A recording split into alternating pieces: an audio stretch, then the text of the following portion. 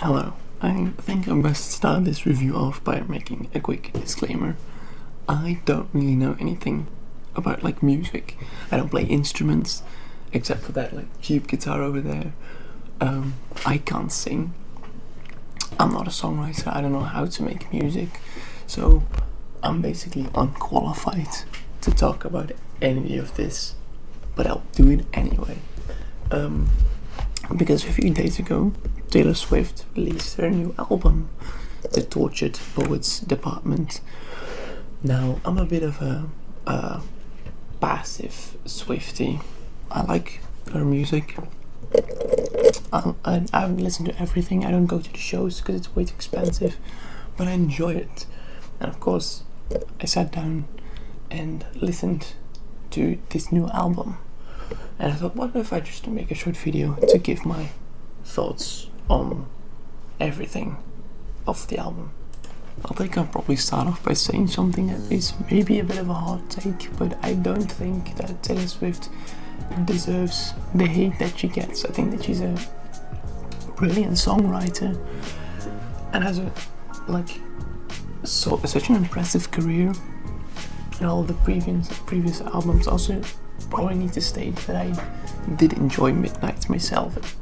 It's not usually the genre I listen to. I'm more of a rock type of guy, but I did enjoy Midnights, and I enjoyed this album. Now, if there's one word that I would use to describe it, it's moody. I feel like a lot of the songs are slow and a bit sad, a bit melodious. Of course, as I said, I'm not an expert on music in the slightest, but if I would compare it to her previous works of Midnights and of course of the extra tracks from 1989, it's way less upbeat, it's way slower, way more just her and limited instrumentals, not synths or anything.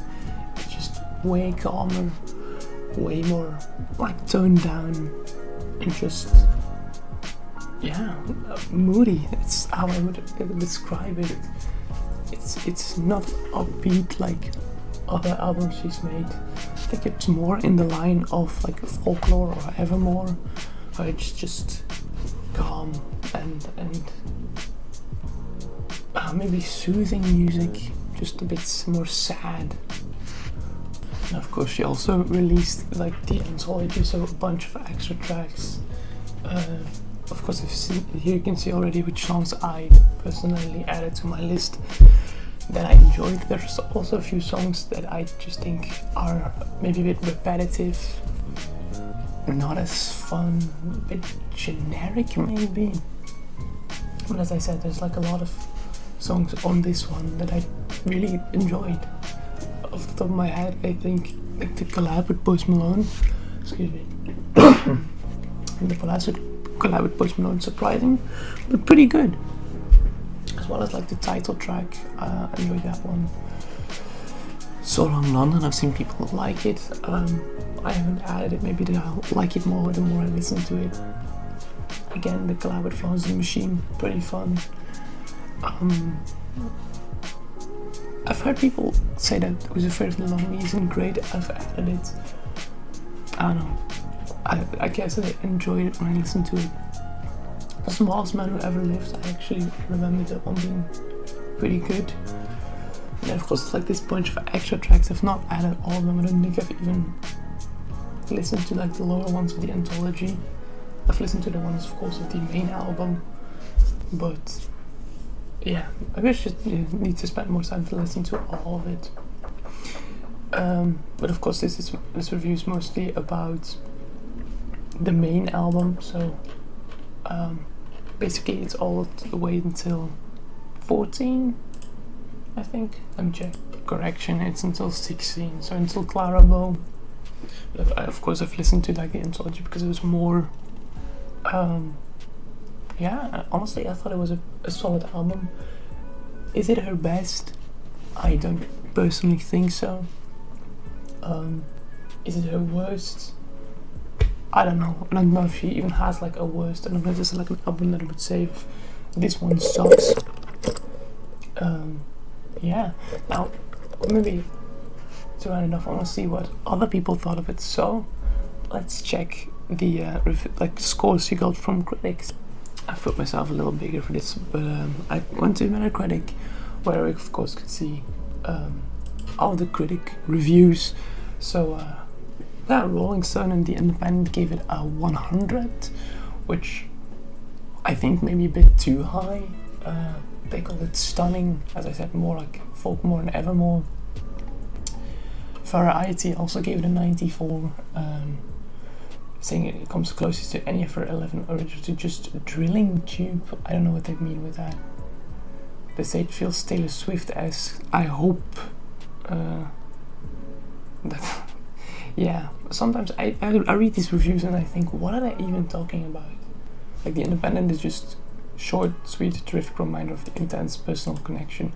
And here they're like writing so much. I don't know. So The Guardian gave it an 80, saying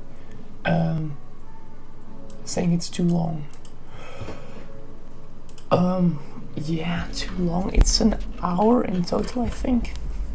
An hour and 5 minutes. Maybe too long.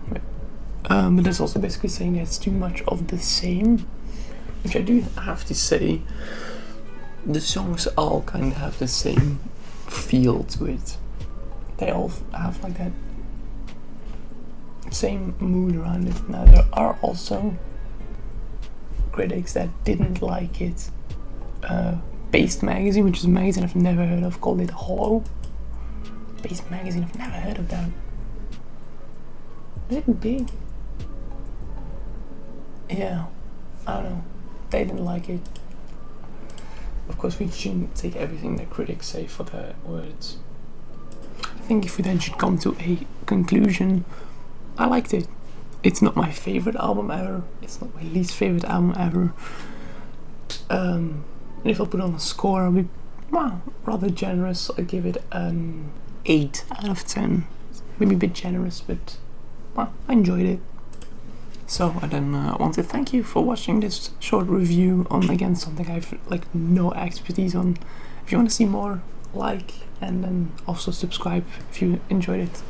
The other way around, like if you enjoyed it, subscribe if you want to see more. And I'll see you in the next video. Bye!